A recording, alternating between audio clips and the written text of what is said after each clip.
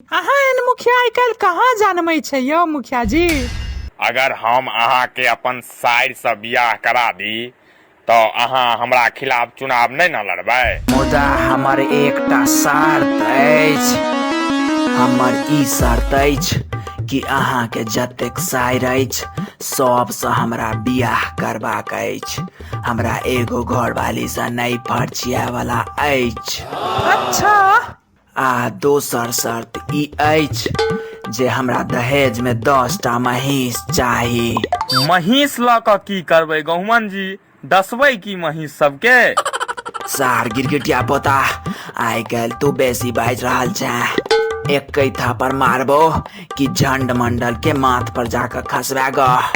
अखंड मंडल नाम अछि हमर, सार बहिरा जनमल धामन गहुमन कहाँ के।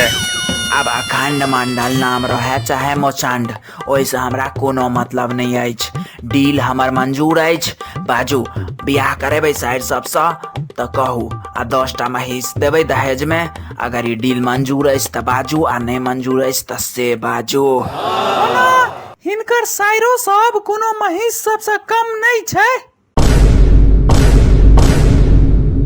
सार बेचना बेटा, अपन मुंह नहीं देखै छी, बन गधा जका लागै छौ से।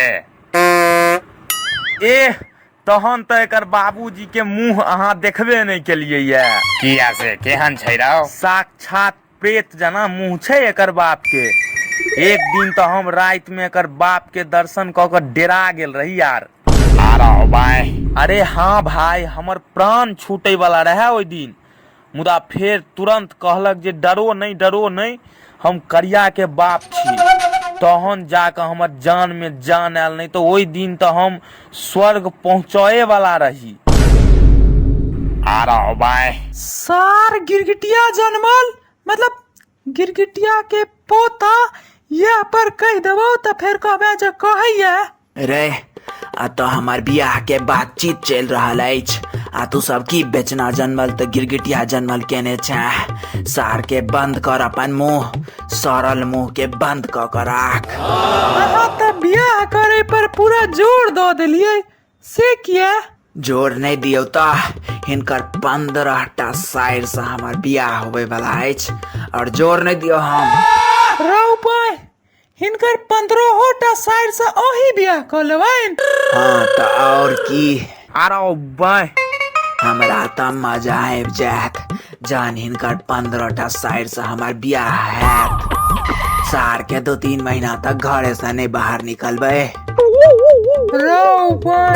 हाँ तो मुखिया जी डील फाइनल बुझो, इस साइड सबसे बियाह करबै के ने।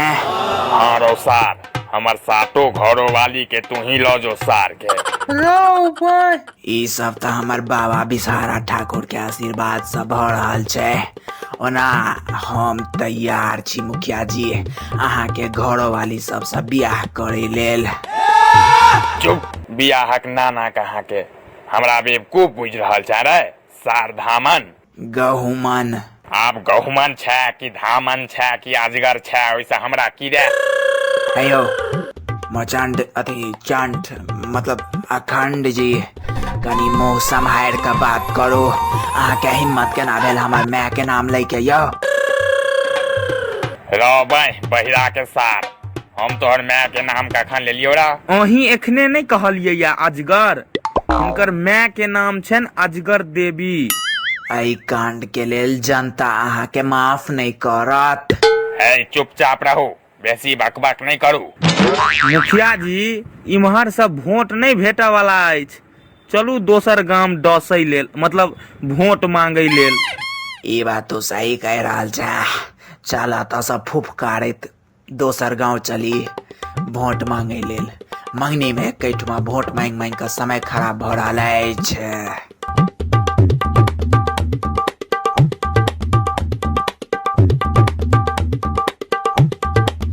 मुखिया जी हवे देखियो के आबि रहल अछि यौ, अभी के आबि रहल अछि। वाओ, हमर तो 8म घर वाली के जोगाड़ भ गेलो। अगर अहाँ कपड़ा के अपन बिजनेस शुरू करऽ चाहे छी तऽ निभा टेक्सटाइल इंडस्ट्रीज एकटा बेहतरीन विकल्प अछि, जतऽ अहाँ के होलसेल होलसेल रेट पर रेडीमेड कपड़ा होम डिलीवरी के साथ उपलब्ध करायल जायत। एतबे नहीं, निभा टेक्सटाइल इंडस्ट्रीज अहाँ के डिजाइन के हिसाब से मैन्युफैक्चरिंग से हो प्रदान करैत अछि। एतबे नहीं, अगर अहाँ के माल 6 महीना तक नहीं बिकायल, निभा टेक्सटाइल इंडस्ट्रीज द्वारा 100% रिटर्न लो लेल जायत एवं अहाँ के नवीनतम संग्रह प्रदान कैल जायत। Shopping at www.nibhatextile.com and get latest clothes collection with business to business bulk purchase. Everything you can buy at wholesale price. ISO certified in exporter, minimum order accept 100 piece.